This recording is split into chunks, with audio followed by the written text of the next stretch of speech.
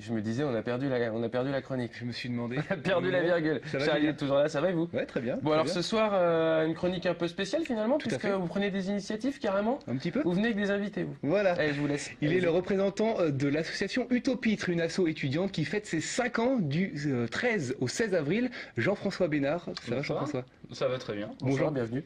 Bienvenue. Donc Jean-François, vous êtes trésorier de l'asso Utopitre. Oui, c'est ça. En quelques mots, qu'est-ce que l'association Utopitre? L'association Utopitre, c'est un projet qui a été créé au moment du mouvement CPE. C'est-à-dire qu'on a occupé les universités, enfin l'université du Maine, et on s'est rendu compte en fait à un moment donné que l'université on pouvait la faire vivre autrement, qu'on pouvait en fait faire autre chose que consommer ses cours, aller à la fac et repartir chez soi. Donc du coup on a décidé de monter une association à ce moment-là qui permettrait de faire vivre l'université en dehors de ses heures de cours et en dehors de cet état d'esprit. Le nom Utopitre? C'est un espèce de jeu de mots en fait entre l'utopie, c'est-à-dire ce qu'on rêverait nous pour l'université, pour la culture, et le mot pitre qui se rattache directement à la culture mais de façon un peu plus amusante et un peu plus divertissante. Et où se réunit l'asso Utopitre? Elle se réunit en fait dans une salle qui nous est prêtée par l'université, qui se situe entre les amphithéâtres 1 et 2 de sciences. D'accord. Alors en gros, les étudiants, à part la fac, ne se réunissaient pas? On ne sait pas trop où. En fait, il y a des associations qui existent et qui sont situées en sciences pour les biologistes, en histoire, en lettres, enfin, etc. C'est des associations qui ont tendance à réunir un type d'étudiants d'une filière particulière. Ouais. Nous, on a cette vocation à être un peu plus ouvert et à être, ce qu'on appelle transdisciplinaire, quoi. Et On ça réunit n'existait tout pas le du tout monde. avant. Non, ça se faisait pas. Il y avait d'autres associations qui existent, comme une association qui fait, la chorale de l'université. Mais dans ce cas-là, c'est beaucoup plus des personnes extérieures à l'université que des étudiants. Et vous êtes clairement rattaché à l'université, vos statuts font partie de l'université du Maine, comment ça se passe? Pas du tout, en fait on est indépendant de la fac pour notre mode de fonctionnement, mais on est dépendant de la fac pour le lieu qu'on occupe, qui nous est prêté. Mais on en est responsable en fait, si jamais il y a quelque chose qui se passe, c'est bien évidemment l'association qui prend et pas la fac. Et qu'est-ce qui vous différencie des autres assos étudiantes finalement? Il y a à la fois ce côté transdisciplinaire comme j'ai Oui. dit, et il y a un mode de fonctionnement qui est particulier. C'est-à-dire qu'en fait, nous dans nos statuts, il y a un président, un secrétaire, un trésorier, ok? Mais c'est sur le papier. En fait, ils ont une voix comme tous les autres adhérents, et quand on prend des décisions, c'est collectivement. D'autre part, en fait, tous les produits qu'on propose au moment des soirées sont des produits bio. Donc on a aussi en fait un mode de fonctionnement, l'entrée est toujours libre D'accord. à tous les événements qu'on fait. Quand on dit vous dites Et, entrée libre, c'est entrée gratuite quoi. Oui, c'est ça. Et par contre, la sortie se fait au chapeau. C'est-à-dire que selon en fait les moyens des gens, eh bien, ils ne vont pas donner la même chose. Ce qui est logique. Et on veut pas en fait que l'argent soit un frein à la culture et à l'accès à la culture.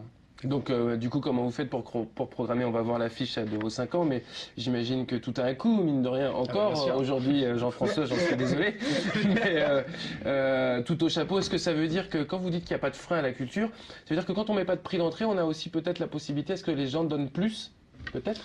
Là en fait c'est les gens qui décident, c'est-à-dire que si le spectacle leur a plu, effectivement ils vont mettre un peu d'argent. En général en fait on fonctionne avec aussi des subventions qui sont accordées par l'université, mais le chapeau nous permet en fait de financer, on va dire, l'idée de l'asso, c'est montrer à quel point les gens apprécient ce qu'on fait et à quel point en fait on arrive à amener les étudiants et d'autres personnes d'ailleurs aussi jusqu'à nous et jusqu'à la salle avec notre projet en fait associatif. Et j'imagine qu'il y a des concerts, forcément. Le but, c'est d'animer les jeunes. Il y a un concert, il y a du théâtre. Par exemple, lundi prochain, en fait, on va faire du théâtre avec la compagnie Demain c'est dimanche et une intermittente du spectacle qui s'appelle Delphine Aranega.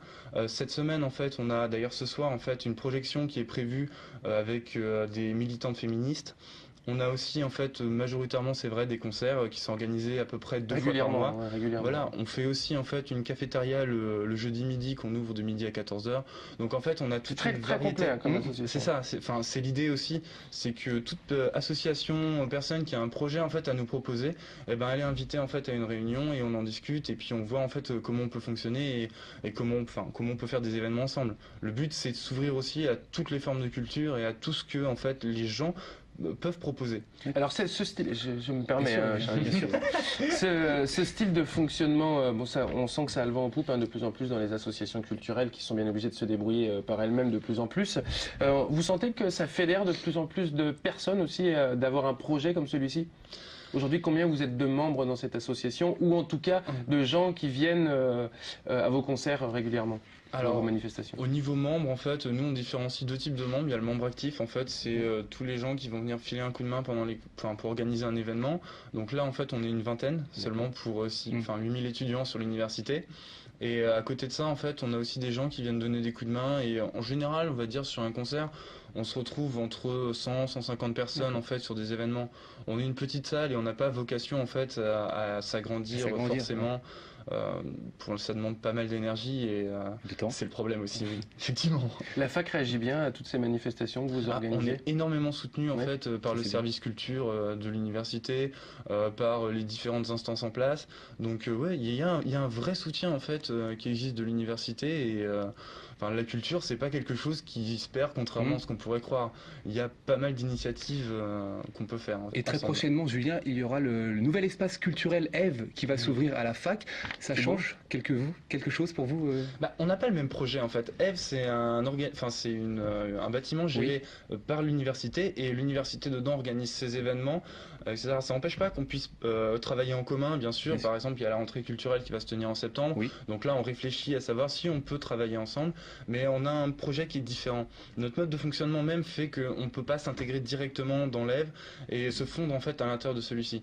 Donc on préfère pour l'instant en fait Rester à côté. regarder à côté ce Ouais. qui se passe, comment ça va évoluer. Peut-être qu'un jour en fait on y viendra. Mais pour l'instant la question se pose pas et on tient à garder notre salle et la fac en fait nous soutient dans cette décision. Il n'y aura pas de division des crédits?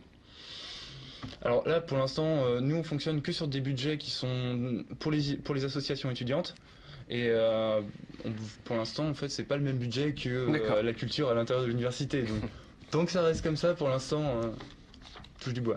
Je le disais Ouais, tout c'est à la l'heure, fin du vous tambour. fêtez vos 5 ans prochainement, donc du 13 au 16 avril. Que va-t-il se passer pour ces 5 ans Eh bien, ça va être du 13 avril au 16 avril. Alors, le 13 avril, on va avoir une projection sur un film qui est un petit peu militant sur le consumérisme dans la salle de l'association. Le jeudi, on va Le avoir. film s'appelle? Alors, j'ai oublié le titre.